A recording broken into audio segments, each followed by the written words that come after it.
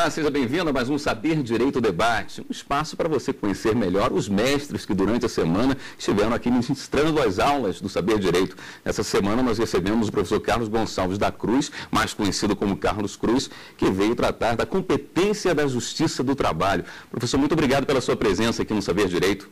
Eu que agradeço, William, a oportunidade de estar aqui com vocês, todos os telespectadores de todo o Brasil. Eu queria começar do comecinho da sua história, lá em Minas Gerais, no interior, como no Mandel. Queria que você contasse um pouquinho da sua infância, como é que foi que começou essa trajetória de sucesso? Bem, tudo começou no ano de 1964, quando eu nasci, e nasci em plena Revolução.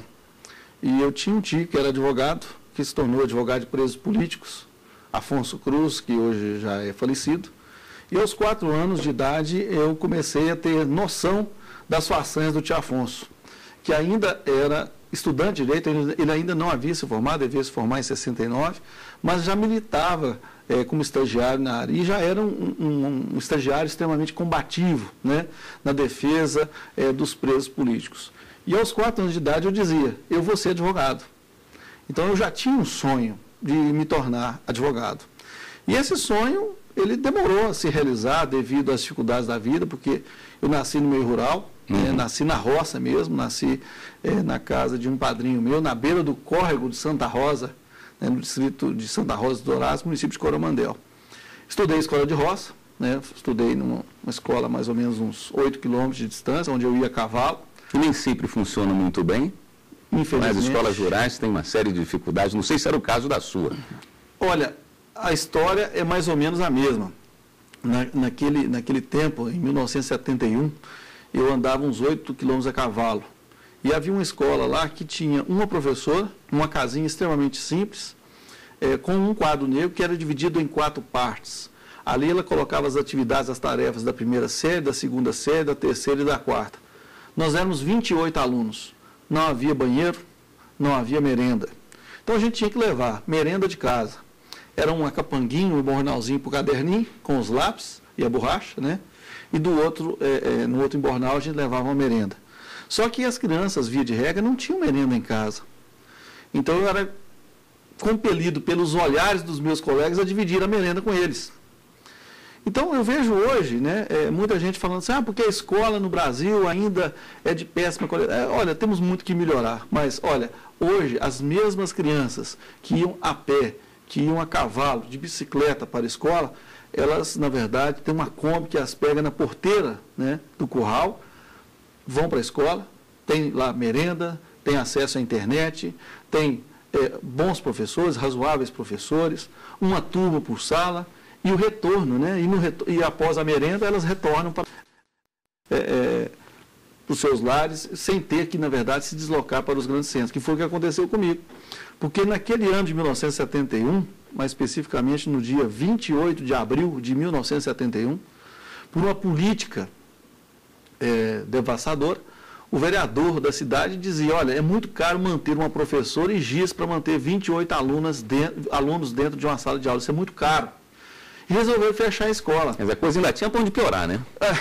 Mas eu costumo dizer, William, que é o seguinte, olha, Deus escreve certo por linhas tortas. Foi a melhor coisa que aconteceu na minha vida, foi aquela escola ter fechado. Foi uma crise. Por quê? Meu pai e minha mãe, olha o que nós vamos fazer agora. Muitos pararam no meio do caminho, tenho certeza. Muitos pararam. E muitos pararam, e eu te falo daqui a pouquinho a respeito do paradeiro de alguns deles. Mas o meu pai e minha mãe, influenciados pela minha avó, que tinha um pouquinho mais de formação, eles resolveram que eu tinha que continuar estudando, que eu não podia parar. Eu tinha 2 irmãs pequenininhas à época, uma com 2, outra com 3 anos. Eles resolveram, no ano seguinte, me mandar estudar em Patrocínio, para morar na casa de parentes. Primeiro eu fui para a casa de um parente, depois fui para outro, onde fiquei por mais tempo, quase 4 anos. E ali começou toda a saga educacional da minha vida. E é engraçado que, como eu já era quase que alfabetizado, eu ingressei no primeiro ano, na primeira série, em Patrocínio, em 1972, já quase que sabendo ler. E a professora passava as atividades para os colegas, para todos os alunos, e eu respondia, fazia a minha rapidinho. Eu gostava de uma conversa paralela, ia conversar, brincar com os colegas. A professora veio e falou, Carlinhos, vai fazer a sua atividade. Não, já terminei, professora. Ela olhava, estava certo. No início eu recebi uns bons puxões de orelha. Depois ela viu que, na verdade, eu poderia ser o quê? Um auxiliar dela dentro de sala. Então, todo aluno que era mais fraquinho, ela colocava ao meu lado, eu fazia a minha atividade e fazia a tarefa junto com ele. Olha a sensibilidade do mestre. E olha, aproveitando da melhor maneira o aluno, né? Olha só o tanto que isso mudou a minha vida. Ao ensinar o coleguinha do lado a fazer as atividades, eu não mais conversava. E quando eu terminava as minhas e as dele, eu ia ajudar mais um ou outro. Quando eu via, eu estava ajudando 4, 5 colegas dentro de sala de aula. Alguns colegas com maiores dificuldades, no final do ano, né, a professora mandou chamar as mães. As mães chegaram, como é que eu vou fazer? Eu falei, olha, tem um menino aqui que pode ajudar seus filhos.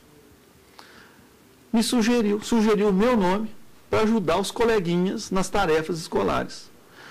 Olha que coisa fantástica. Eu ia para a casa desses colegas, lá tinha guaraná, maçã, lá tinha Barça, lá tinha bola, bicicleta, coisa que eu não tinha acesso.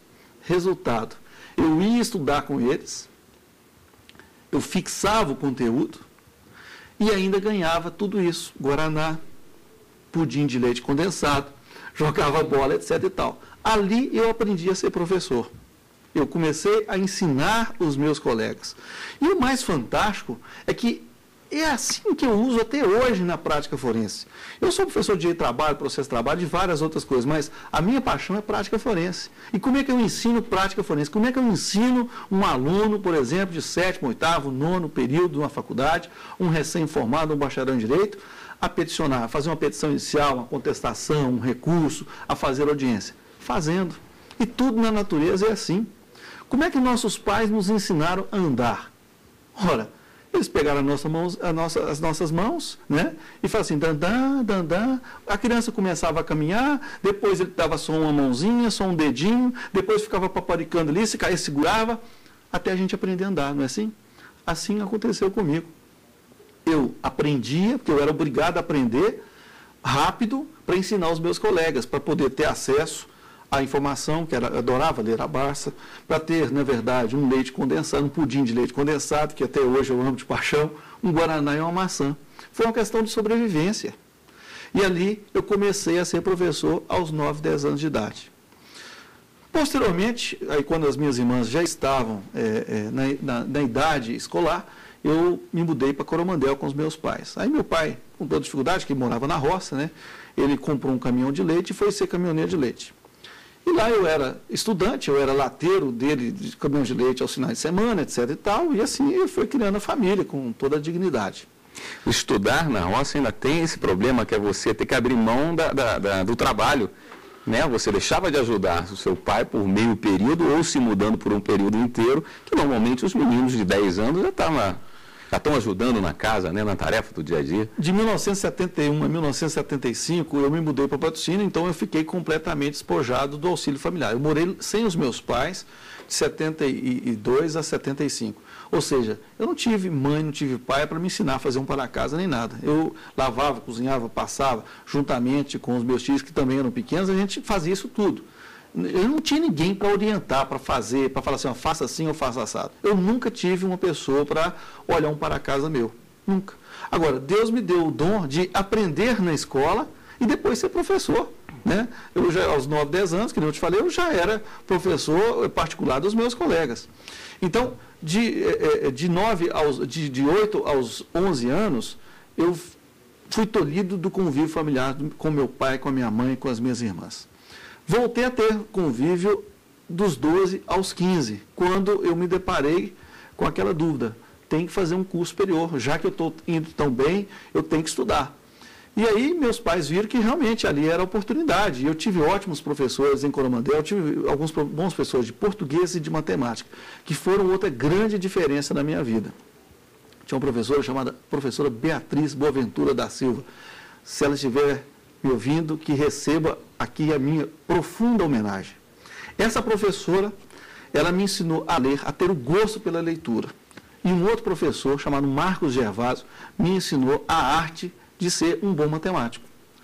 E eles foram tão duros comigo que eu tinha uma base de português e de matemática diferenciada. E quando eu fui para Belo Horizonte para fazer o segundo grau, para depois entrar na faculdade, foi a grande diferença, porque eu conseguia ler, escrever e interpretar bem e tinha um bom raciocínio matemático. Resultado, caí para as ciências exatas. E naquela época, o que dava emprego era a ciência da computação. E eu precisava fazer um curso que me desse retorno rápido, eu tinha que sobreviver, eu morava em república, morava em pensão, eu tinha que ter dinheiro para me manter rápido, porque meus pais tinham dinheiro curto. E mais, as irmãs mais novas tinham que sair, eu me sentia no dever de ajudar nesse sentido. Fui fazer ciência da computação, por quê? Era o curso que dava realmente mais expressão mais Ibope.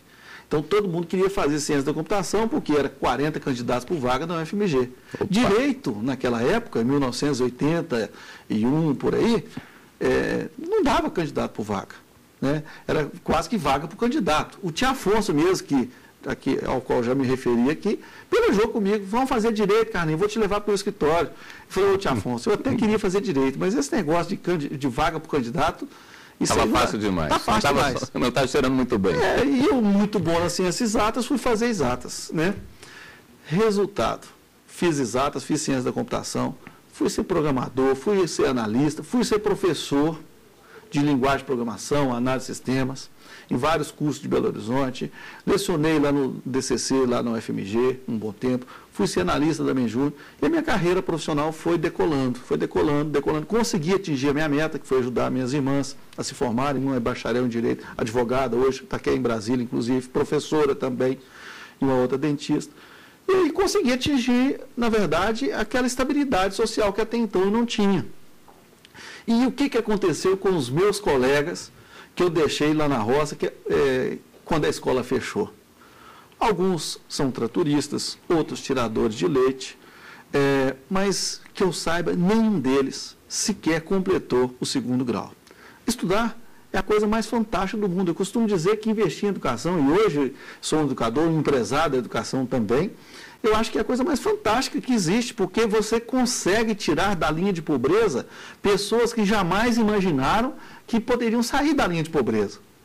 Se você dá a ela alimento, ela come hoje, amanhã está faltando alimento de novo. Agora, se você dá educação, se você dá conhecimento, você vai possibilitar essa pessoa conquistar uma moradia, conquistar alimentos, ter um relacionamento familiar estável, você vai possibilitar a ela ter um sonho. E a pessoa sem sonho, ela não é nada. Você tem que, na verdade, dar a ela o quê? Conhecimento para que ela sonhe, para que ela busque fazer com que aquele sonho se torne realidade. Então, aqueles colegas meus que ficaram sem escola, muitos deles, hoje, você olha para eles assim, eles parecem 20, 30 anos mais velhos que eu ainda. E eu tenho convívio, tenho contato com eles, abraço, cumprimento, etc., mas me parte o coração ver que esses meus ex-colegas poderiam estar que nem eu, ou até muito melhores do que eu. Eu tive colegas naquela época que são inteligentíssimos, que hoje eu encontro com eles, que são tratoristas, que têm lá uma pequena propriedade, uma fazendinha, etc., tal, tiram lá 500 litros de leite, 1000 litros de leite, que tem uma visão fantástica. Só faltou a eles o quê? Oportunidade. Se tivesse dado a eles um pouco mais de oportunidade, eles seriam empresários de remonta, seriam grandes políticos, seriam médicos, seriam professores, advogados, jornalistas, fantásticos. Pela sua experiência, professor, o profissional formado nessa dificuldade, ele traz um diferencial? Olha, traz um diferencial. Ele tem uma deficiência, que é a base. O ensino de base faz muita falta. Eu, graças a Deus, tive a oportunidade de ter tido aqueles 2 professores de português e de matemática que me fizeram ter uma base um pouquinho melhor. E devido ao meu esforço, eu consegui superar isso. Mas, veja bem, esse aluno que vem lá de baixo, que não tem base, se você der a ele um pouquinho de base, a força de vontade, a determinação dele faz com que ele seja um profissional diferenciado. Por exemplo, quando eu fui trabalhar na UFMG no ano de 1984, como estagiário, eu já era um estagiário diferente. Eu não tinha horário para sair, eu só tinha horário para chegar, para sair eu não tinha. Enquanto eu não terminasse tudo, eu não ia embora para casa. Aliás, eu tinha até um colchãozinho que eu estendia lá e às vezes eu dormia no próprio trabalho. Eu já era diferenciado, eu tinha uma força de vontade de vencer que era diferenciada. Às vezes eu entrava, já como programador, eu entrava no CPD na segunda-feira, 8 horas da manhã, não tinha horário para sair. Eu saía na sexta-feira, 4 horas da tarde, quando encerrava os expedientes, 5, 6 horas da tarde. Saía sem dormir praticamente. Então, esse profissional, ele se torna um profissional diferenciado, porque a carreira dele é, na verdade, a única chance que ele tem de mudar de vida. Então, ele é diferenciado pela força de vontade, é pela determinação. Porque base, às vezes, ele não tem, não. Mas aquele diferencial, aquela garra, ela na verdade, é que pode mudar tudo. E vocês conhecem, todos nós conhecemos do meio político, no meio jurídico, pessoas que vieram lá de baixo e que se tornaram diferenciadas. Exatamente porque, lá atrás, eles tiveram de menos. Eu tenho muita preocupação hoje com os pais que não colocam limite nos seus filhos, dão de tudo. Porque as crianças hoje, elas não têm mais objetivo, elas não têm sonho, elas não têm meta. Eu tinha um sonho, que era ser advogado. Passei alguns anos sonhando em ser advogado. Um dia enxerguei uma oportunidade melhor, larguei aquele sonho e fui fazer ciência da computação, trabalhei 15 anos na área. Um belo dia, eu me despertei para o meu sonho. Voltei para o meu sonho. Agora eu te pergunto, uma criança que tem tudo, será que ela tem sonho? Será que ela tem objetivo? Você que nos assiste aí, que dá tudo para o seu filho, será que você está fazendo certo? Eu acho que não.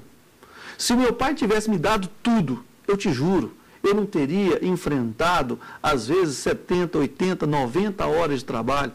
Eu não teria buscado fazer outro curso, fazer mestrado. Eu não teria criado uma empresa, eu não teria criado um cursinho, eu não teria, de repente, investido tanto na educação de tantas pessoas. O senhor tinha uma motivação que era, a princípio, ganhar um pudim. E aí, foi no desenrolar da sua carreira, conquistar o mundo. Qual a forma de se motivar? Quem já tem isso? Olha, é o sonho. O sonho, ele pode ser sempre maior do que um sonho anterior. Você pode, na verdade, por exemplo, para mim, o sonho era ser advogado. Agora, se você que já é advogado, de repente você está meio frustrado, está na hora de você criar um sonho maior, constituir um grande escritório de advocacia, passar num concurso público, criar uma empresa. Tudo, na verdade, depende da ótica de cada um. Mas o sonho ele tem que ser alimentado sempre. Você não pode falar assim, olha, eu estou farto, eu estou satisfeito, tudo isso me basta. Você deve sempre querer mais. E querer mais no caminho do bem. Não é, na verdade, aquela coisa egoísta, né, de só pensar em si próprio. Não, você deve pensar sempre na sociedade, na família, buscar o bem das pessoas, conviver, ter muitos amigos, ajudar as pessoas a mudar o seu patamar de vida. Então, às vezes, não é dando bens materiais, não. É dando ideias, tocando ideias, dando conhecimento. Isso já propicia, na verdade, possibilita com que as pessoas passem a ter sonho. E a gente nunca pode deixar a chama apagar, né, dentro de si. Cada um deve manter a sua chama acesa e sempre pensando em algo maior. É assim que eu enxergo. Em sala, o senhor tem esse espaço para passar essa sua experiência de vida? Olha, nas minhas aulas, eu sou um professor que escrevo muito, né? Então eu vou escrevendo, vou anotando, porque eu vou fazendo as peças junto com o aluno, eu estudo junto com o aluno, eu leio o artigo com o aluno, eu comento o artigo, eu vou num OJ, numa orientação jurisprudencial, eu vou numa súmula, eu interligo com outro artigo do Código de Processo Civil e assim vai. Então eu vou escrevendo, vou anotando. E quando eu estou ensinando técnica de redação de peças, eu vou mostrando, olha, como é que é a regra de competência, que inclusive é o tema da nossa aula aqui, de competência absoluta e relativa, né? Como é que é a regra de competência mesmo? Eu recordo com eles o direito material, eu vou escrevendo, olha, você endereça ao excelentíssimo senhor juiz da tal vara do trabalho, por exemplo, lá de Belo Horizonte, Tracinho, Minas Gerais. Mostro que ali tem regra de competência absoluta e relativa, eu vou fazendo com ele, eu vou mostrando com ele. E é engraçado que, na hora que eu vou apagar o quadro, para perder menos tempo, eu até apago o quadro com as duas mãos. Eu vou, na verdade, falando com os alunos, né? Vou apagando o quadro e comentando. E, às vezes, eu abro uma pequena fala, né? apaguei o quadro e tal, e percebo que às vezes o aluno está meio cansado. Aí eu dou aquela injetada de ânimo nele. Falo, olha, você que está cansado aí, ó, sexta-feira à noite, 10h20 da noite, realmente a aula está quase acabando, mas não vai embora não. Não vai embora não, porque de repente, o que eu vou te ensinar aqui nesses 20 minutos finais é que vai fazer diferença na hora da prova do concurso, no exame da OAB. E olha, as minhas salas de aula normalmente são lotadas. Na faculdade eu tinha um problema muito sério, que as minhas salas de aula tinha alunos sentados até no corredor. Criou-se uma norma na faculdade que os alunos não poderiam assistir aula se não fosse com o professor ou não estivesse matriculado. Foi um Deus nos acuda, porque todo mundo queria assistir minha aula. No cursinho, idem, tem que colocar cadeira extra. E aí eu não crio qualquer óbvio. O aluno de outra sala quer assistir minha aula. Se tem lugar, eu deixo entrar. Por quê? É um privilégio para mim. Isso é um prestígio. Eu vou impossibilitar que ele assista a minha aula? De jeito nenhum. Né? Então, eu sempre dou, na verdade, aquelas flertadas. Eu vou mostrando alguns detalhes, experiências de vida. Por exemplo, eu sempre viro para eles e falo assim, olha, você que está brigado aí com seu pai, com a sua mãe, faz isso não. Seu pai e sua mãe são as coisas mais lindas do mundo. Agora, você só vai entender o que é um amor incondicional no dia que você for pai e você for mãe. Às vezes algum aluno veio antes conversar comigo, né? E eles desabafam, meu pai fez isso comigo. Eu falo sempre com eles, olha, seu pai e sua mãe podem estar até errados, mas eu tenho certeza absoluta que eles estavam tentando acertar. Então não culpa seu pai não, perdoa seu pai. Por quê? Porque no dia que você for pai e mãe, você vai errar também. E vai ser preciso que seus filhos te perdoem. Porque você vai entender que você vai estar tentando acertar e nem sempre você vai acertar. Eu tenho 2 filhos. Quantas vezes eu já errei com os meus filhos, mas sempre na intenção de acertar. Professor Carlos, nós estamos chegando ao final do primeiro bloco.